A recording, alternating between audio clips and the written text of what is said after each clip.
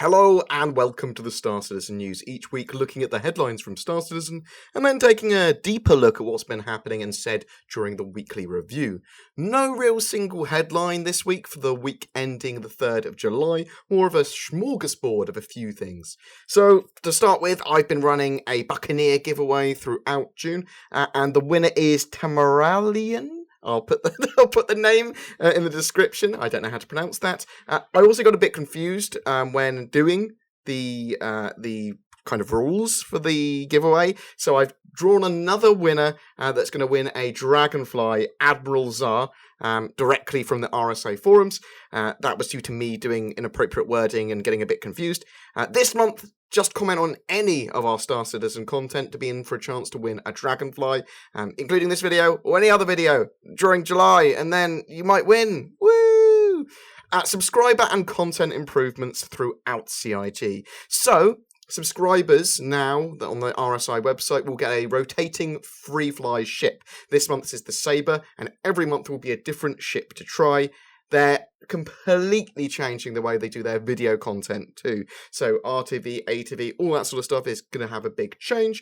Lawmaker's Guide to the Galaxy and a variety of the other shows will be getting their own kind of section, their own kind of special broken down segment. All of the segments from ATV are going to be taken apart, it looks like, and have their own shows, basically. They want to get the other studios involved, like Austin, Foundry 42 UK, and Frankfurt, so they all have content as well. CIG are actively looking for feedback on subscriber perks, because they want more subscribers, obviously, because it generates them income to do this kind of extra content. But they're also looking for suggestions, improvements to the video content, improvement to sub perks, all that sort of stuff. So if you have a genuine idea or some feedback, please share it. Patch 2.4.1 is now live. The latest Star Citizen patch is live, but it's more of a hotfix. It is addressing some of the major crash and login issues, as well as some exploits with Alpha UEC. But this patch has also come with an Alpha UEC wipe, which can happen relatively regularly, so just be aware of that. If you're wondering where your items have gone that you got with Alpha UEC, then they've been wiped. You'll just have to re-get them.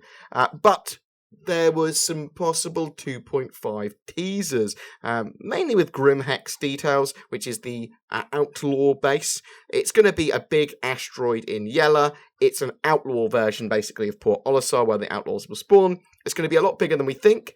Parts of it can be EVA'd onto, and some parts will be totally blocked off. It's incomplete, it's a bit broken, and it's kind of apparently super exciting according to them. The station's going to be grungy, and it's going to house grungy clothing and items not purchasable in Port Olisar. It's also going to, as I said, act as the spawn point for player outlaws. 2.5 is not content locked yet, meaning that they haven't confirmed at their end what will be or won't be in. As soon as they know, they will share more information. A big shout out to Noobifier as well this week. His video on hardpoints and weapon mounts has been updated. Originally, this was the video he got MVP for a little while ago.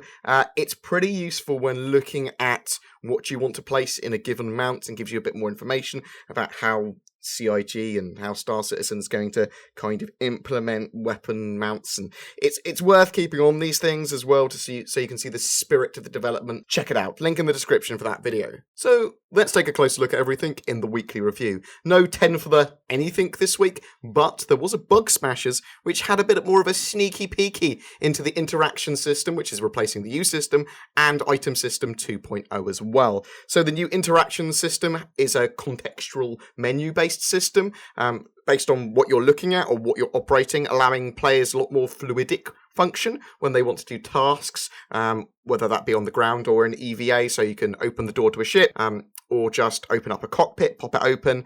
You can jump into a particular seat, but you can also lock a door, open a door, or lock and close a door. So with the item system 2.0, it separates out everything and works in conjunction with the piping system. So when you get into a ship now, rather than everything just turning on automatically and you flying away, you can turn on everything individually if you want. So this is great if you want to be stealthy, if you want to have a more immersive experience, and that's what this game really is all about. This is a very small part of the item system, and it's still being worked on, as is the whole system as a whole, but it's obviously incredibly important that you can choose what to boot up and that all works as a separate thing. This is going to be great for people that have HOTASes, because you can program all those damn HOTAS switches. I'm looking at my X56 at the moment thinking, well, now I have a use for all the buttons and switches. Now I can have all my separate switches on my HOTAS, turning on separate systems. That is going to be damn cool and immersive. There was a subscriber special, Reverse the Verse, where they were looking at more of the technical side with DevOps,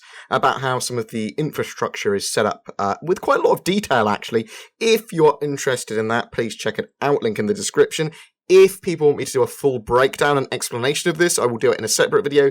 Please drop some comments down below if you want me to do that. We had episode 100 of Around the Verse, and there's been some changes in the way that they kind of do some of their filming, and there'll be more changes in the future. But first off, we got to talk to the LA studio. They've been working on the female character rig, applying the new muscle system that allows their characters to deform better, which will also eventually be used on the Vandal. They've been increasing the ship egress speeds, so the entry and exit speeds for all ships, when you need to jump out of them in combat mode, that sort of thing. There was also talk about Item System 2.0 and the interaction system, but we talked about that earlier. In Around the Verse Behind the Scenes, we looked at the female character model in a bit more detail.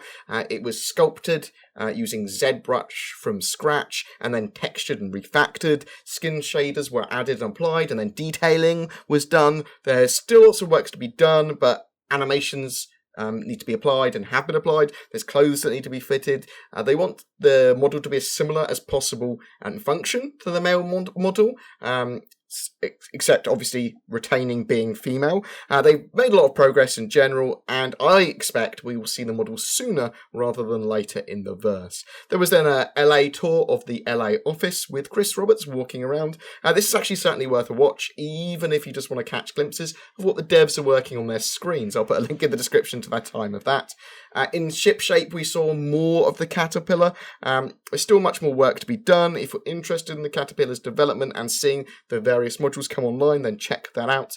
This week's MVP was Money Shot, who has been making and moulding Star Citizen emblems. He's been casting them. They're pretty cool.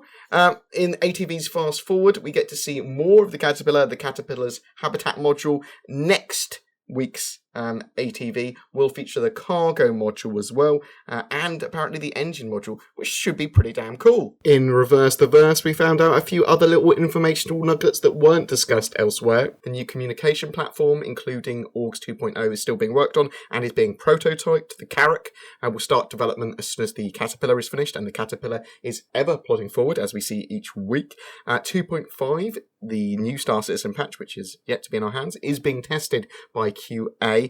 It's not feature locked yet, so they haven't decided exactly what's going to make the cut.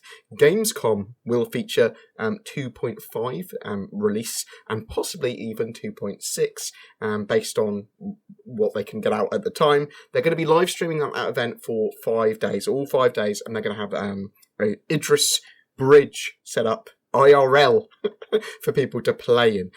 So there's going to be people they're playing Star Citizen. There's going to be giveaways and that sort of stuff for anyone that's around. They're also planning meetups every night at Gamescom, with the last 2 nights having formal venues to attend if you want to attend there. There's going to be a ship reveal there too. There's going to be a lot going on. More as we know more.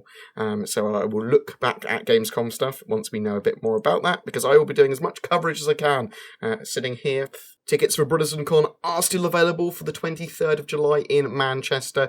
Check that out. It's going to be a big Star Citizen conference with devs, me, other peoples, with drinking, fun, Star Citizen-based things, and meetuppiness. I'll put a link to the description for that. Gamescom, I will be doing as much coverage of Gamescom in August as I can. I won't be attending though. I was considering attending, but I won't. I'll try and get in contact with any other streamers and YouTubers that are going to be there as well. Arrange some live stuff there where possible. I can get better coverage for you and myself from my chair at home, and it's also cheaper. I will, however, be attending I-58, which is the Insomnia Gaming Festival in the UK, at the end of August, and doing some Star Citizen stuff there as well. I'll try and see exactly what I can do later. More on that later, and if anyone else is going to I-58, please tell me. I'm sure that Hyper Druid will be, so hopefully I'll see you there, dude.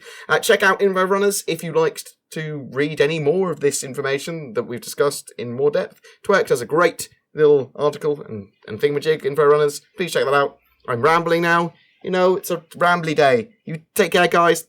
Thank you so much for watching. It is really appreciated. Don't forget to like and subscribe. Some people may have been forcibly unsubscribed. Apparently there's a bug with YouTube recently. If you are, just check to see if you're subscribed, and if you want to, click that subscribe button. And if you don't, then don't. Simple as that, bro. You take care, guys, and I'll see you in the verse.